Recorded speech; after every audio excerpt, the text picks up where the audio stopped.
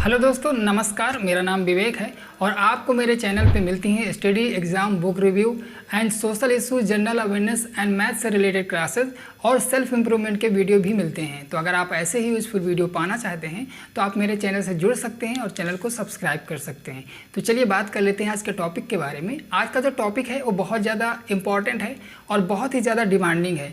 मुझे बहुत सारी क्वेरी आई कि हमें कोई ऐसी बुक बताइए जिसमें ग्रामीण विकास एवं ग्रामीण परिवेश से रिलेटेड चीज़ें हों, जिससे हमारा चकबंदी और जो राजस्व लेखपाल की वैकेंसी आने वाली हैं इससे हमारा कवर हो जाए ग्रामीण विकास।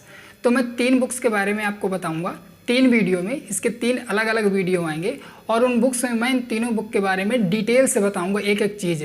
तो आप पूरा वीडियो अंत तक देखिएगा ताकि कोई भी इन्फॉर्मेशन आप मिस ना करें, ताकि आपको जो बुक इनमें से सही लगे वो आप बेस्ट बुक इनमें से चुन सकते हैं। क्योंकि अगर आप पूरा वीडियो नहीं देखेंगे तो आपको पता नहीं चलेगा कि कौन सी बुक ज़्यादा बेस्ट है। और मैं एक एक डिटेल से बताने वाला हूँ। हो सकता है वीडियो थोड़ा सा लंबा हो सकता है, लेकिन आप वीडियो को पूरा अंत तक देखिएगा ताकि आपको सारी चीज़ें समझ में आ सकें। तो ये है वो बुक गाइडर पब्लिकेशन की।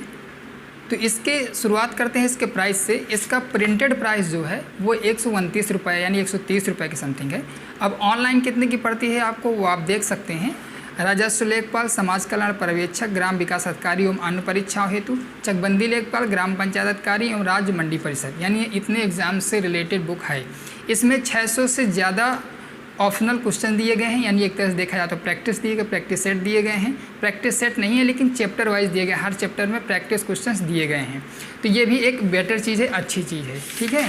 तो अब बात करते हैं इसमें विषय सूची में क्या क्या हमें पढ़ने को मिलने वाला है।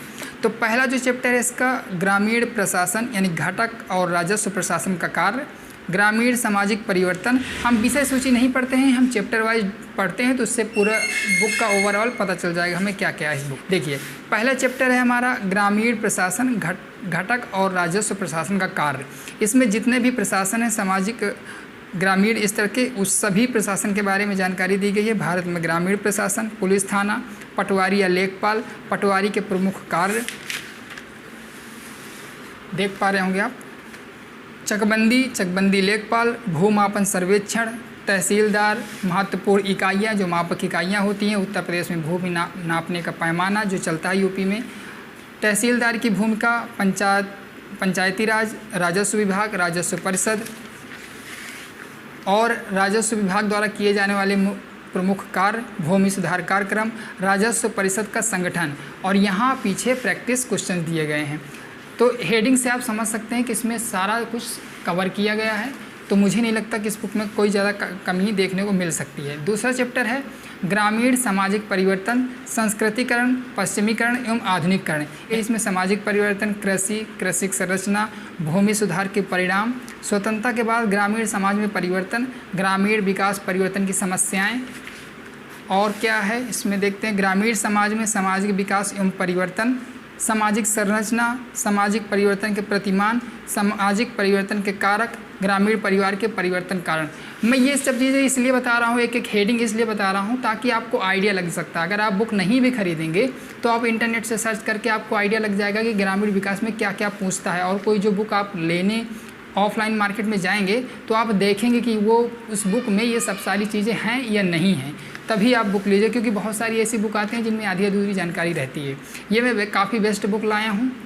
और अगला है संस्कृतिकरण, संस्कृतिकरण की गुण विशेषताएं, संस्कृतिकरण में सहायक अवस्थाएं, आधुनिकीकरण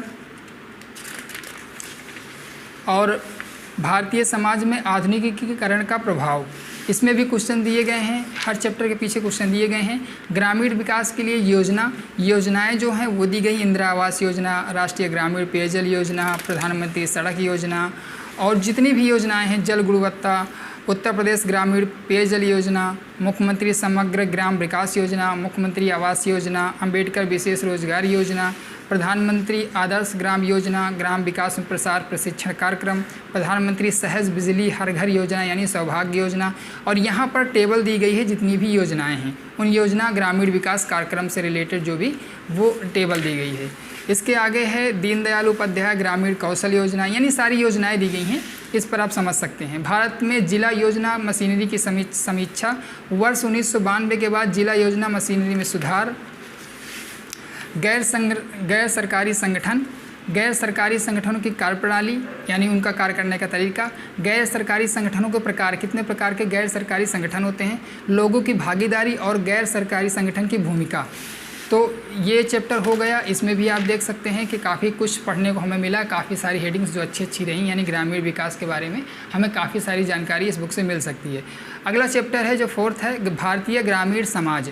इसमें भारतीय समाज, ग्रामीण सामाजिक संरचना, समाज के प्रकार, जनजातीय समाज, आर्थिक संरचना, सामाजिक जीवन आदि से जो चीज़ें रिलेटेड चीज़ें हैं वो, कृषक एवं औद्योगिक समाज, ग्रामीण समाज यानी ग्रामीण समुदाय की विशेषताएं, भारत में आदिवासी, इसमें आदिवासी क्षेत्रों के बारे में जानकारी दी गई है, आदिवासियों के नाम, उनसे रिलेटेड उनकी प्रथाएं और जो प्रमुख आदिवासी हैं उनके बारे में जो फैक्ट हो सकते हैं वो दिए गए हैं।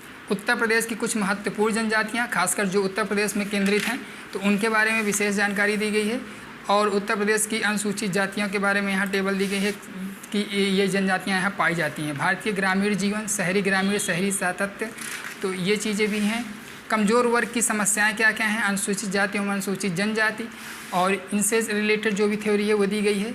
वस्तुनिष्ठ क्वेश्चन में ज़्यादा तो नहीं दिए गए हैं, लेकिन हर चैप्टर में 25 से 30, 40, 50 क्वेश्चन दिए गए हैं, जिससे आपकी प्रैक्टिस हो जाएगी लगभग और एक्सरसाइज हो जाएगा।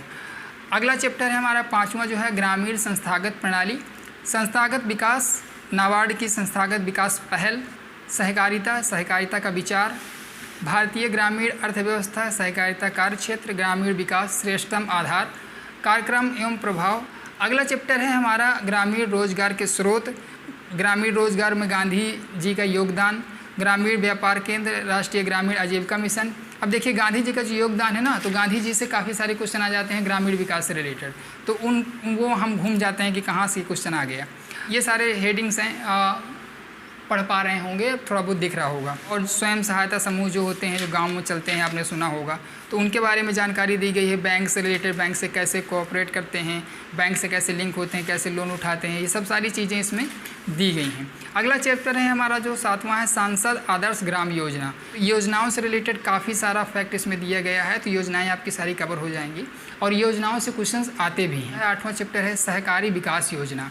सहकारिता क्या है, जिला सहकारी बैंक और इसके कार्यक्रम, सहकारी ऋण एवं अधिकोषण योजना, उत्तर प्रदेश सरकारी सहकारी बैंक, अल्पकालीन ऋण, गन्ना उत्पादन हेतु ऋण, मध्यकालीन ऋण, दीर्घकालीन ऋण, उपभोग ऋण, ऋण से संबंधित क्वेश्चन कि आप कैसे कैसे लोन ले सकते हैं, छोटे किसानों को सुविधा, उत्तर प्रदेश में सहकारी चीनी मिल्स, तो ये चीज़ें भी देखने को मिलेंगी आपको।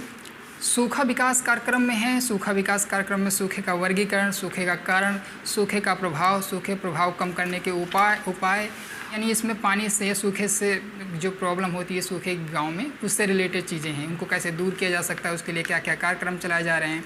वर्षा का पानी जमा करने से गांव की गरीबी दूर करना, सामाजिक सहभागिता से बने जल संचय क्षेत्र, सूखे से निपटने के लिए विश्व बैंक सहायता प्राप्त योजनाएँ, कौन कौन सी योजनाएँ सूखा से निपटने के लिए चलती हैं। उत्तर प्रदेश में सूखा पड़ता है, कितना पड़ता है, किन किन क्षेत्रों में पड़ता है, उत्तर प्रदेश में सूखे से निपटने के लिए कार्यक्रम।